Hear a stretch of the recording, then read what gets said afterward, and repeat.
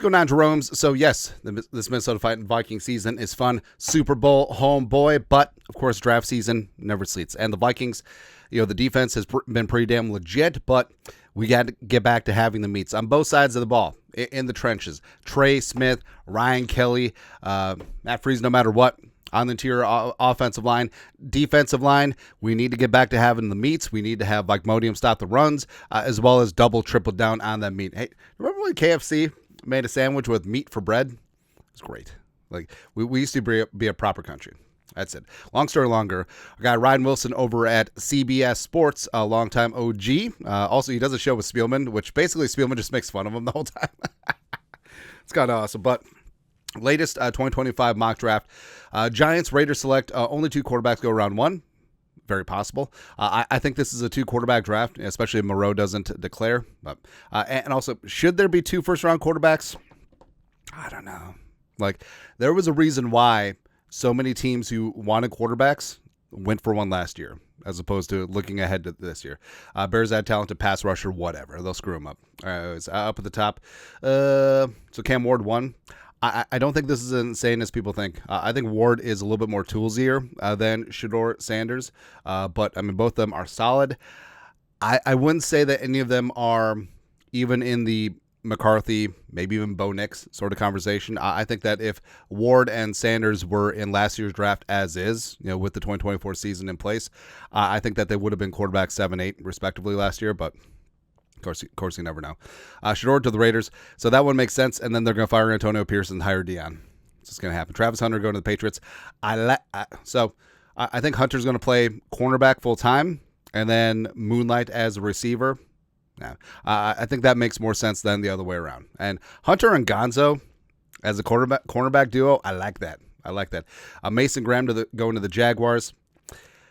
It's unfortunate because I love me some Mason Graham.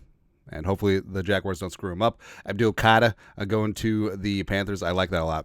So having Abdul play a combination off-ball edge rusher, just a freak. He's going to be great. Kelvin Banks. So obviously, Bill Callahan, Brian Callahan's father, is one of the best offensive line coaches in the game. So this one, just plop Kelvin Banks in at left tackle, move J.C. Latham back over to right tackle, and you're going to have size athleticism up front. I kind of like that a lot. Will Campbell going to the Browns. What happened to the Browns tackle room? It completely fell off. Will Johnson going to the Jets. So they're probably going to lose DJ Reed in free agency coming to the Vikings. And Will Johnson and Sauce. Ooh, it's going to be good. Mikael Williams going to the Bears. Him and Montez Sweat will be pretty solid. Scruton going to the Saints. Starks going to... Are the Dolphins going to get rid of Javon Holland? It's very possible. Jalen White, McMillan going to the Bengals. So this probably factors in T. Higgins leaving or another tag and trade situation. But McMillan and his size and wingspan basically would be a 1-for-1 replacement for Higgins. Ashton Jeanty mocked to the Cowboys. Probably the most mocked pick out there, but synergy-wise, it does make sense. Simmons going to the Niners. Maybe if Trent Williams retires. We'll see. Pierce going to Atlanta, which it's kind of interesting. James Pierce was widely seen as a top 5 pick heading into this college football season. Bit of a drop-off, but still should be a first-round pick. Grant, the other Michigan D tackle, is in there. Deion Walker, one of my favorites. He goes early to Seattle at 18. And I would sign up right now if we were able to come away from this draft with Deion Walker at nose tackle, because he is a true blue multi-body, multi-gap run stuffer, as well as I think that he does have the traits and could progress into a really nice pass rusher as well in the NFL. Colson Loveland, tight end 1 in this class, goes to the Chargers, of course. Duh. Yeah, Will Dissly, move your ass over. Harbaugh's got his guy again. Shamar Stewart going to Texas A&M. Now, I know that people are sort of torn on Stewart. Some see him as a surefire first rounder. Some see him as a top of day 2 type guy. I think that his potential is really solid and won't be mad at that at all. I would say Ravel. So the mock draft we looked at on Monday, the Vikings got a lot of poop for taking the ACL guy, but he does have cornerback 2 talent.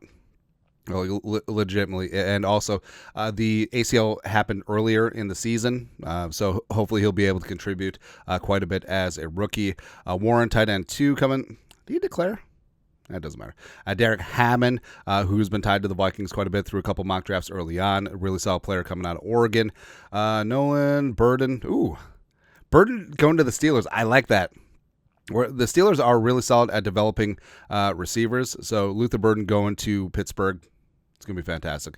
Although this could also be a quarterback spot as well, depending on what happens with Russell Wilson this offseason. All right, Barron going to the Packers, but more importantly, TJ Sanders. So it's a nice little run on defensive linemen here towards the end of the draft, end of the first round, excuse me. TJ Sanders, Landon Jackson is a stud coming out, Arkansas. Lott is all up in there. The other Tennessee defensive lineman, Jack Sawyer. I don't know. Is it petty of me that I'm completely out on Jack Sawyer just because of the way that he handled himself after the Michigan game? Because he was so mad that they planted the flag. Why don't you do something about it? Sawyer never beat Michigan, and he has J.J. McCarthy to thank for that. Also, I don't know how this pick would play in Michigan, right? Because generally, Detroit Lions fans are either Wolverine or Michigan State fans, and they generally don't take kindly to Ohio State picks. I mean, I don't know, just how things work sometimes. Anyways, but the Vikings taking T.J. Sanders, the pride of South Carolina. Come on, raise up, 6'4", 290. This is what Wilson wrote. He's a better pass rusher than run stuffer right now, but wherever you line him up, and South Carolina used him everywhere. Very versatile, which is great. He's playing every snap with his hair on fire. He'll collapse the pocket when he's playing over the center, and he uses his hands well when coming off the edge with a head of steam. And T.J. Sanders, he would be perfect for what Flores has been doing up front, and Marcus Dixon would be great to work with him as a defensive line coach. And if Flores is back, this versatility where Sanders truly can play edge, 4-tech, 5-tech, 3, pass rushing nose. He'll be all up in there, man. But 21 years young, redshirt junior, 6'4", 290. A 2-year starter for the Gamecocks, was a little bit more rotational as a redshirt freshman. 9.5 career sacks, 11.2% pressure rate, which is good for interior defensive lineman. 84 PFF grade in 2024. High motor, very active, athletic. I think that he's going to test great at the combine as well. Could push his stock a little more. A solid length, NFL frame. Could actually look to add a little bit more weight on his frame. Can handle it. Good hand usage, like Ryan said. A room to develop as a passer, because right now it really is all heart and hustle. So having a mature pass rush plan would make more sense. Then I think that he can develop as a run defender as well. But basically, you have a guy in TJ Sanders that his floor is a rotational pass rusher on passing downs and just really getting after things. And the Vikings are in luck because the interior offensive line class, the cornerback class, the running back class, and the interior defensive line class are pretty solid, pretty damn good. And Deion Walker, of course, is my early crush. Mason Graham is great, except he's going to be way out of range for the Vikings. But then you get into, it's a bit of a scattershot because you see Shamar Turner, Shamar Stewart, all up in that mix. You see Overton, you see TJ Sanders, Derek Hammond, all up in there as well. So it really is what flavor of defensive lineman do you want to fit your scheme? And I would be more than happy if TJ Sanders landed with the Vikings because defensively, Tillery's on a 1-year deal. Bullard the same. Phillips got himself an extension. Jalen Redmond is playing like he is a guy that deserves a lot more run here in the future. LDR, we're still waiting for him. I think that he can make an impact in year 2. Also, it does look like Taki Taami could be a solid true nose tackle for the Vikings in the future moving forward. But basically just adding Sanders to this mix where he's going to play with his hair on fire. He's just going to really get after things. He's the type of player, all heart, all hustle, all energy that really the fans would really love, and he could develop into a very solid disruptive type player. Because when you watch TJ Sanders, you do get a little Justin Madubuike vibes. You do get a little bit of the real deal with the Lee McNeil type vibes. Just a guy who's going to bring it and find a way to get it done. So I would not mind TJ Sanders at the back end of the first round at all. Number 32, of course, because that's what happens. But your thoughts on our thoughts. CBS Sports, Ryan Wilson mocks TJ Sanders to the Vikings back end of the first round in his latest 2025 NFL mock draft. Let us know your thoughts, our thoughts, comment section. You guys know what to do. Skull production value.